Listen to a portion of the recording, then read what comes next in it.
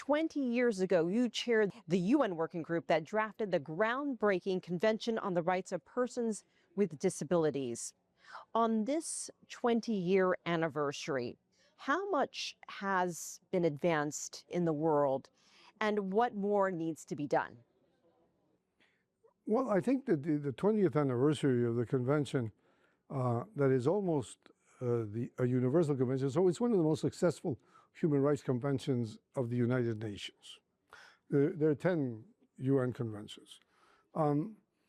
It covers a population of 1.3 billion people who have disabilities, and it has also a direct impact group of, we calculate a direct impact group of 2 persons for every person with a disability.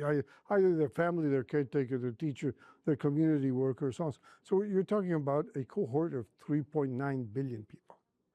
You're either born with a disability, or you acquire a disability by accident, by sickness, by war, like you see every day in your television screens. But when you're over 65, you have an 85% possibility of having a disability.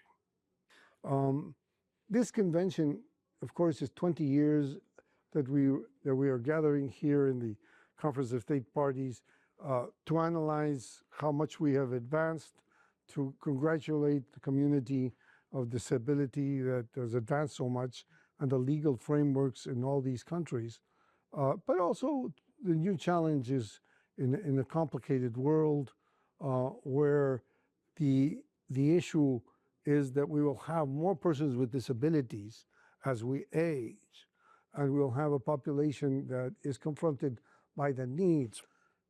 This has changed the world. It has changed world society because now world society understands disability more than it did 20 years ago.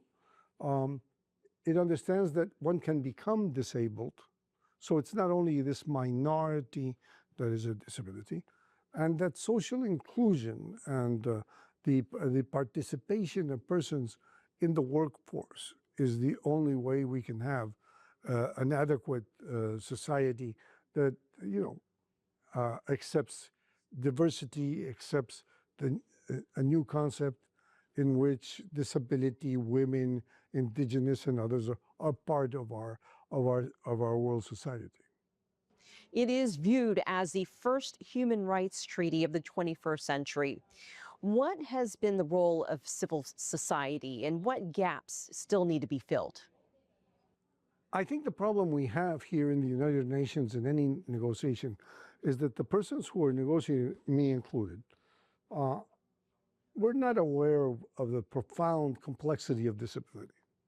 You have to be a person with a disability to understand what you're talking about when you're talking about integration or inclusion or discrimination. So civil society of disability were the basis of our understanding the reality of this community. And the participation of that community made it possible to have a convention, and the war cry of the disability community, nothing about us without us. So they were part of the drafting of this convention, and the complexities that you have in this, the variety of disability is so great that only persons with disabilities can explain this to a legislator.